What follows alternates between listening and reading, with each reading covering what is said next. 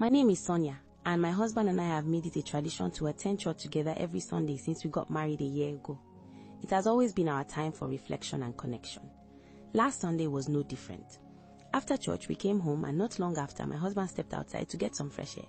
This was something he often did, so I wasn't worried at first. He would usually come back in about 30 minutes or an hour, but that day he stayed out much longer. As time passed, my worry grew. I went outside to look for him but couldn't find him anywhere. Eventually, I decided to wait outside, hoping he would return. I waited for 3 hours. Just as I was about to give up, I saw him coming out of Lara's apartment. Lara is a single woman who lives in the building next to ours.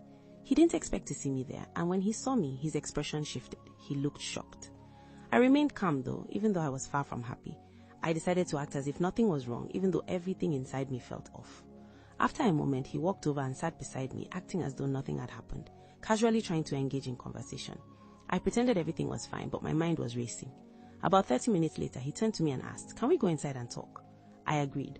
Once we were inside, the first thing he asked was, "Does it bother you that you saw me coming out of Lara's room?" Before I could even respond, he quickly added, "Trust me, it's not what you think. Nothing bad happened." I asked him, "Then what were you doing there for more than 3 hours?" That was the only question I had, but he couldn't give me a clear answer. When I asked if he had anything else to say, he simply said no. I am not close to Lara. That made me even more worried. Since that day, my husband has been acting extra nice to me. He tries to help with everything, going out of his way to please me. But strangely, this has only made things worse. I now find it harder to talk to him without feeling upset. I don't know what to do.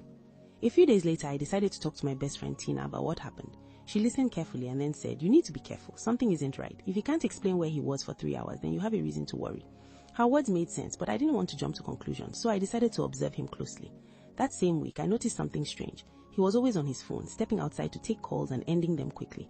One evening, I asked him if everything was okay. He smiled and said, "Yes, everything is fine. Why do you ask?" But deep down, I knew something wasn't right. 2 days later, I ran into Lara outside her apartment. She greeted me with a smile. "Good evening." I forced a smile back, but my heart started racing. I wanted to ask her what was going on between me and my husband, but I couldn't bring myself to do it.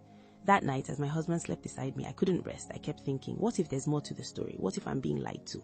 The next morning, I made a decision. I was going to find out the truth, no matter how painful it might be. To be continued. Where are you watching from? Don't forget to follow my page for more.